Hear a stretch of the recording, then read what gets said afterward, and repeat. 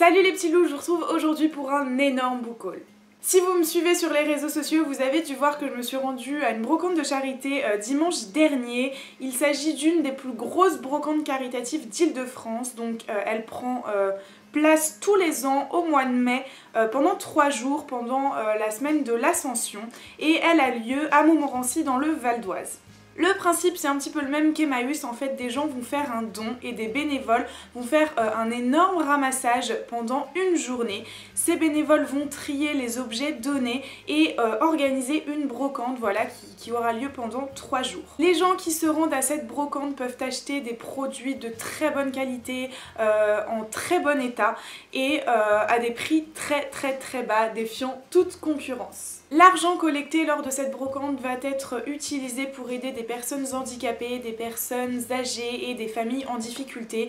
C'est une brocante qui me tient énormément à cœur et j'y vais chaque année. Et cette année, j'ai décidé de m'y rendre pour acheter uniquement des livres et c'est chose faite puisque j'ai 17 livres à vous présenter. Je suis un petit peu mal à l'aise parce que c'est pas du tout dans mes habitudes, voilà, je suis quelqu'un qui aime pas acheter des livres en grande quantité en une seule fois. J'ai déjà une quinzaine de livres à lire dans ma bibliothèque qui datent du salon du livre, de la vente privée de Michel Lafon, et voilà, dès que j'ai plus d'une vingtaine de livres dans ma bibliothèque, enfin voilà, c'est quelque chose que j'aime pas du tout. Je culpabilise, je me dis que j'aurai jamais le temps de tout lire parce que après je rachète des choses, etc.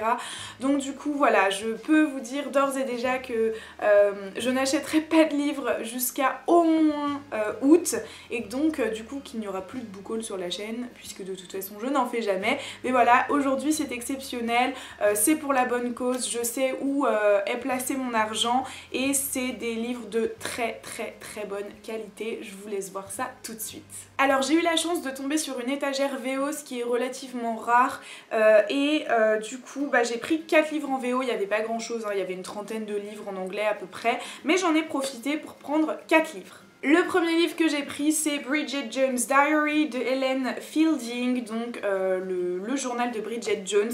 C'est un peu le coup de tête de ces achats, de ce book haul, parce que je pense sincèrement pas que je vais le lire en fait. C'est vrai que j'aime bien avoir des romans un peu feel good, girly dans ma bibliothèque, parce que mine de rien, au bord de la plage, ça fait du bien de se détendre et de lire autre chose que des thrillers, etc. Mais voilà, pour le coup, je sais pas du tout à quoi m'attendre. Je pense que je vais le laisser dans ma bibliothèque pour voir ce que ça donne quand même. Je vous invite à me dire dans les commentaires ce que ça vaut, si ça vaut le coup d'être lu. Je vais le laisser dans ma bibliothèque pour le moment et puis je verrai bien si je l'offre à quelqu'un, si je le donne ou si je le lis. Enfin voilà, je me laisse un petit peu de temps, en tout cas je risque pas de le lire tout de suite. Ensuite, je me suis pris Quidditch Through the Ages. Donc c'est une édition limitée, c'est un objet... un livre dérivé de la saga Harry Potter. Je vous montre de plus près ce que ça donne. Il est minuscule, hein, il fait 50 pages il me semble. Ouais, il fait une cinquantaine de pages. C'est un clin d'œil à moi-même parce que je sais pas si vous le savez, je suis en challenge cet été, c'est lire absolument la saga Harry Potter puisque je ne l'ai jamais fait. Donc voilà, je veux lire le maximum et c'est vrai que dans le tome 1 que je suis en train de lire actuellement, il parle du Quidditch à travers les âges et donc j'ai trouvé ça fun de tomber là-dessus. Je pense que je le lirai à la fin de la saga, pas tout de suite, mais en tout cas je trouve ça super sympa et voilà, c'était un petit clin d'œil à moi-même. Ensuite, je me suis pris A Million Little Pieces de James Frey. Donc si vous connaissez pas James Frey, il a écrit récemment la saga Endgame et là c'est l'histoire... Donc ça s'appelle 1000 morceaux en français et c'est l'histoire d'un homme d'une trentaine d'années qui nous raconte comment il est tombé dans la drogue, comment il a essayé de s'en sortir, les rencontres qu'il a fait en cure de désintoxication, etc. Je pense que ça va être un livre très fort en émotion.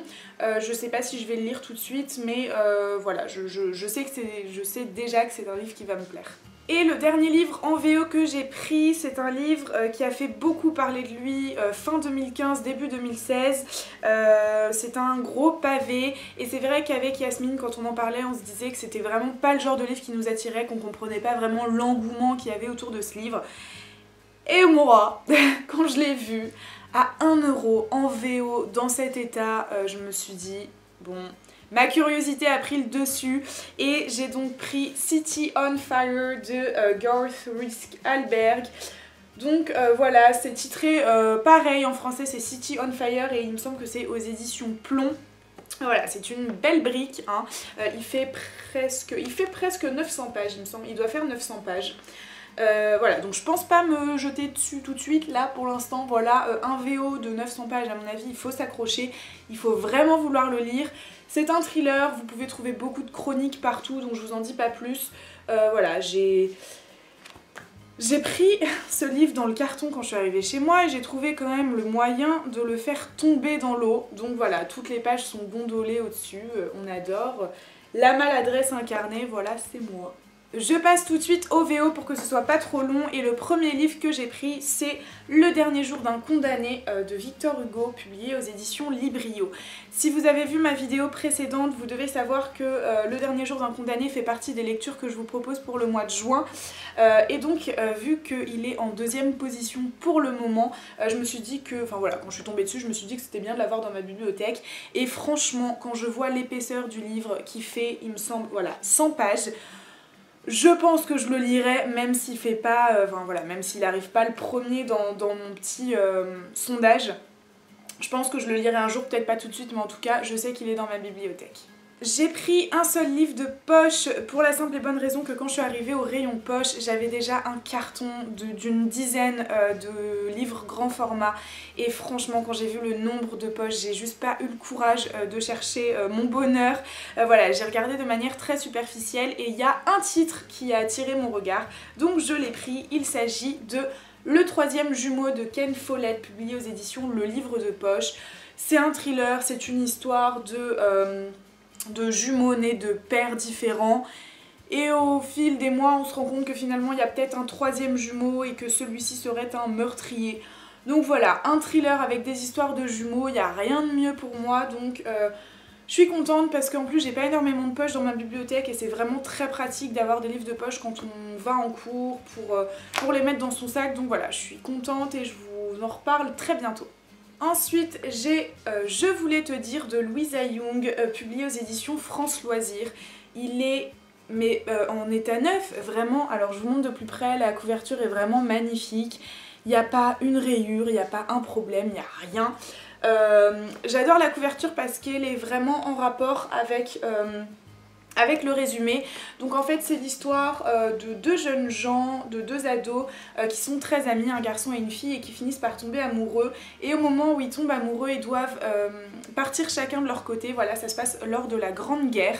Et ils se retrouvent après la guerre, quelques années plus tard. Voilà, j'en sais pas plus, j'ai pas envie d'en savoir plus, à mon avis c'est une histoire d'amour. Voilà, j'ai hâte de le lire, je pense qu'il va traîner un petit peu dans ma bibliothèque parce que c'est pas non plus dans mes priorités, mais il m'intéresse quand même. Toujours aux éditions France Loisirs, j'ai pris L'ombre d'une autre femme de Dorothy Coomson.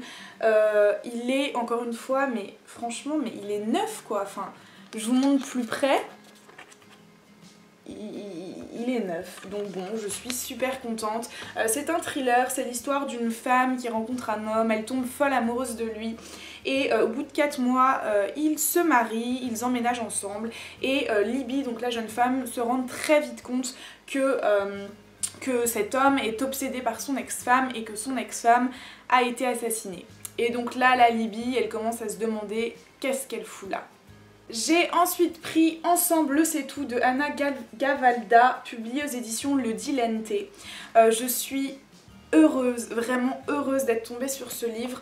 Si vous me suivez depuis le début, vous avez dû voir ma vidéo top 5 mes films d'amour préférés, spécial Saint-Valentin.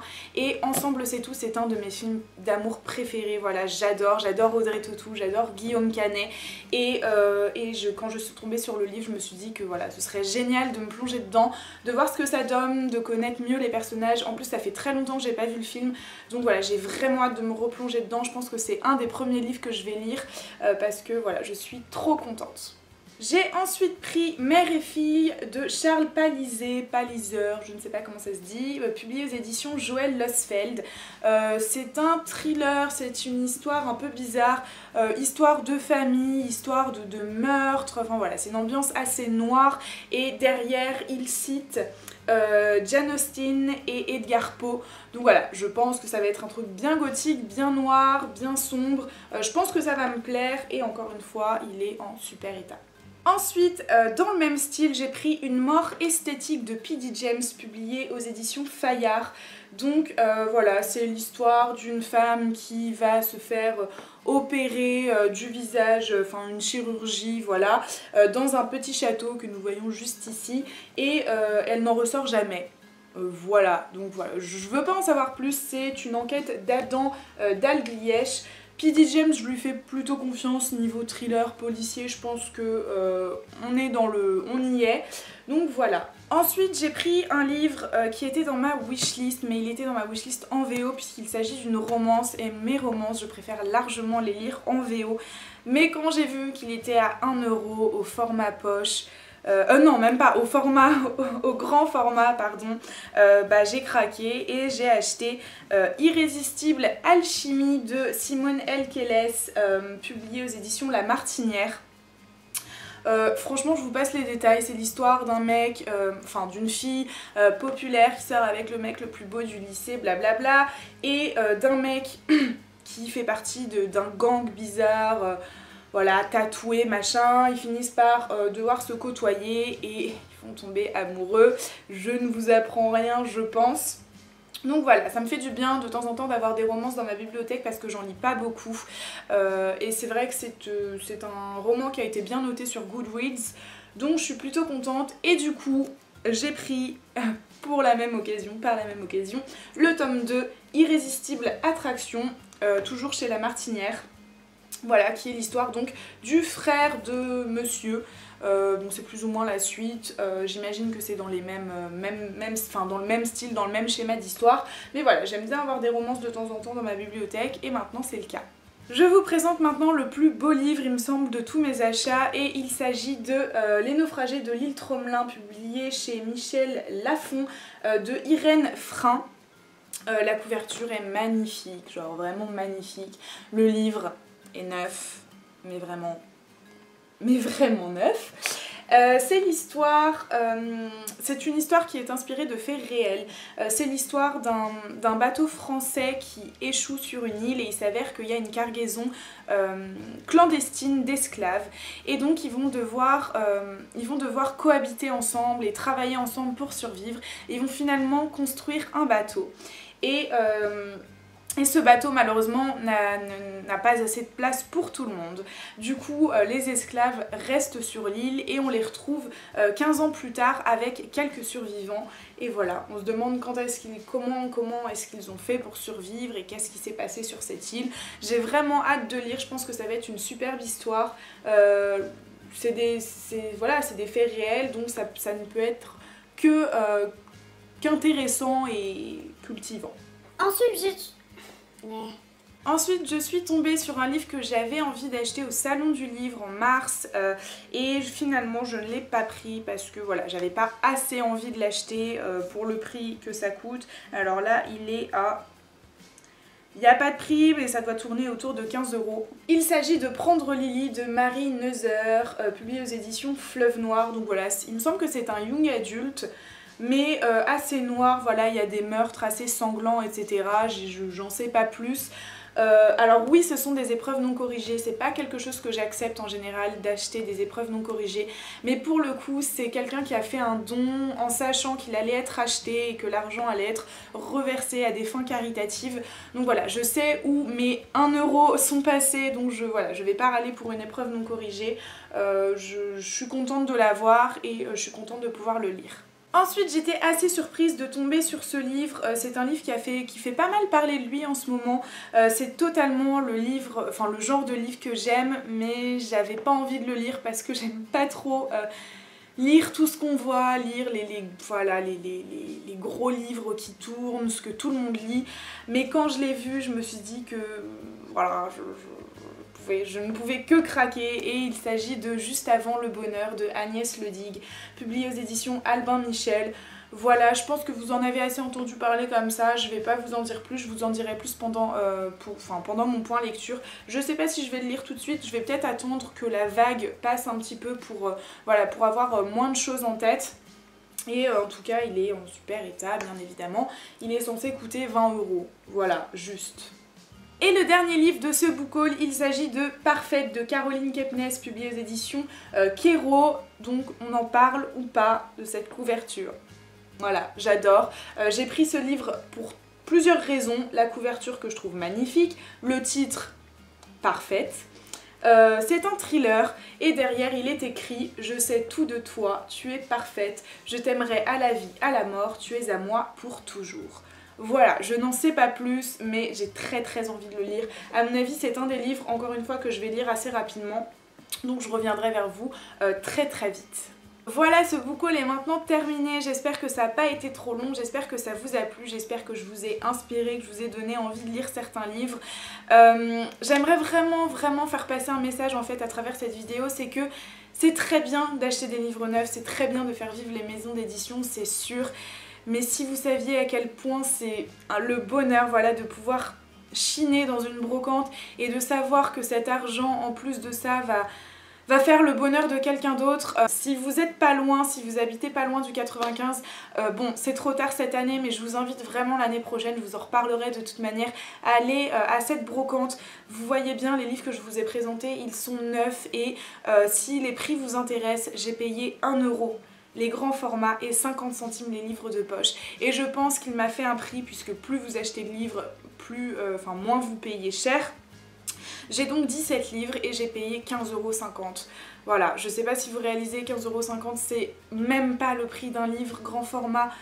Donc voilà, je vous invite vraiment à prendre le temps d'aller dans des brocantes caritatives comme Emmaüs, comme Oder, parce que ça fait votre bonheur, ça fera le bonheur de quelqu'un d'autre et c'est que du bénéf. N'hésitez surtout pas à me dire dans les commentaires si vous avez lu l'un de ces livres, puisque pour la plupart je n'ai vu aucune chronique.